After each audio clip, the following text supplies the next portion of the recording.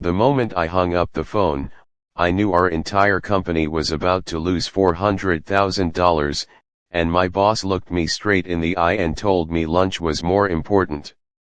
I am the only systems administrator for a mid-sized logistics company in Ohio. We move freight for over 200 clients, and every single shipment gets tracked through one server that I built and maintained for 6 years. That Tuesday morning, the server crashed. Not a small glitch. A full crash. Every warehouse in 3 states went dark. Drivers could not confirm pickups.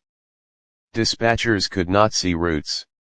Clients started calling within minutes, and every minute the system stayed down, we were losing real money and real trust. I dropped everything and started working the problem the second the alerts hit my phone. I had the backup drives open, I had 3 monitors running diagnostics, and I was maybe 15 minutes from a full restore. That is when my boss Diane walked into the server room without knocking. Diane had been our operations manager for about 8 months, promoted from a regional office because she was good friends with the district vice president. She did not understand servers. She did not understand freight logistics either, honestly. What she understood was rules, and she loved enforcing them, especially the small pointless ones that made her feel powerful. She stood behind me and said, "It is 12:01. Lunch started 1 minute ago. Every employee is required to be in the break room for mandatory lunch per company policy." I told her I could not stop right now, the whole system was down and I was close to fixing it. She crossed her arms and said, "The policy does not have exceptions. I need you in that break room in the next 2 minutes or I am writing you up for insubordination."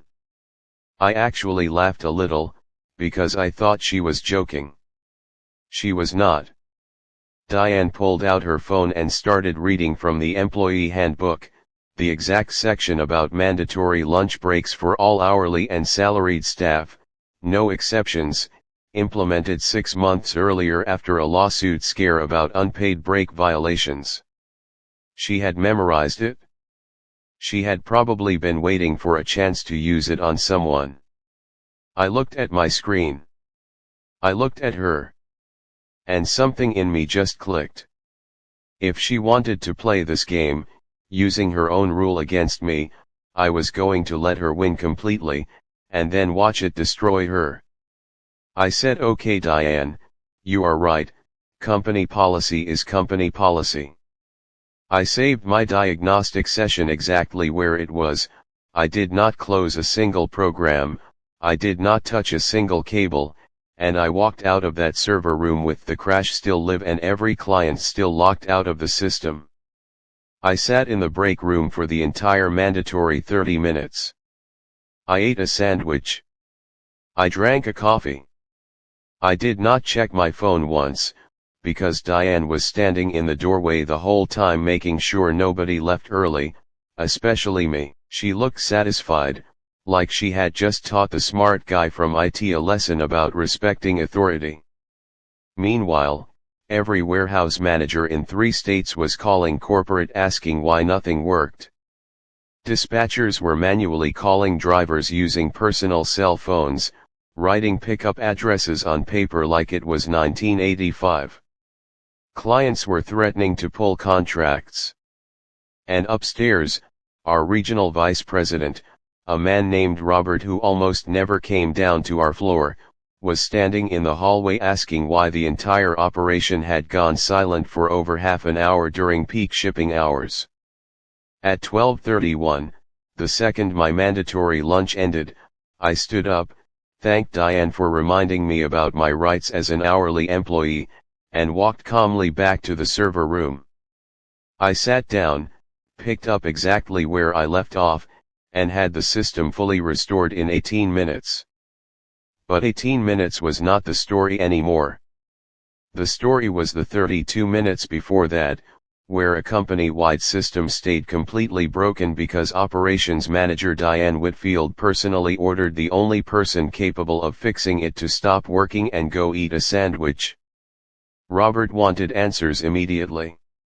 He pulled server logs, which showed the exact timestamp I stopped working and the exact timestamp I resumed.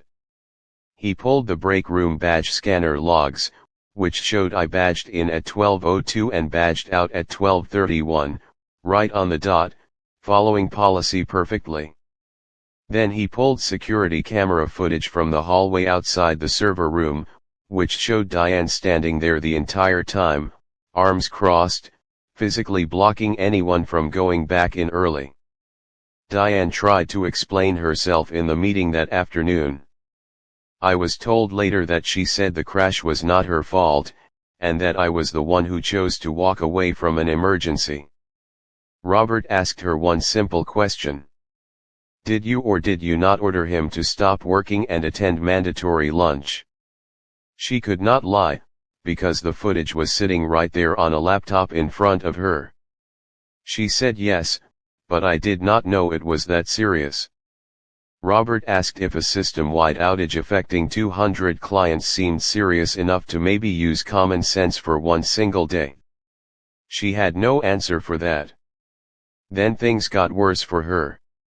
During the investigation, someone from HR pulled up Diane's own lunch records from the past 2 months.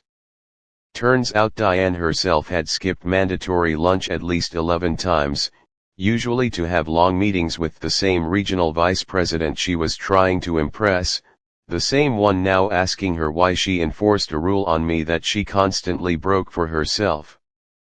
That detail alone changed the entire tone of the meeting.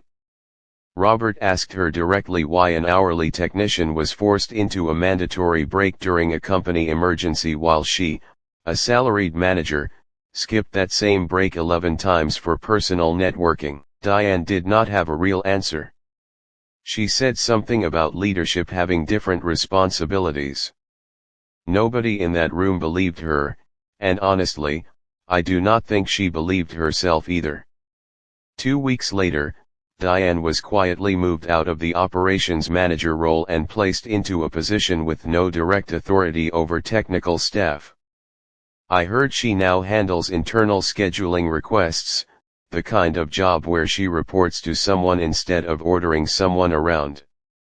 As for me, Robert personally apologized for what happened and made sure it went into official record that I followed both company policy and direct managerial orders exactly as instructed.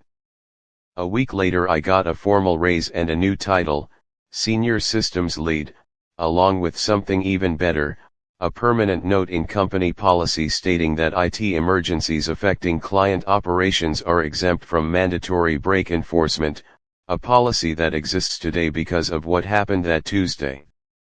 Diane thought she was teaching me a lesson about respecting rules.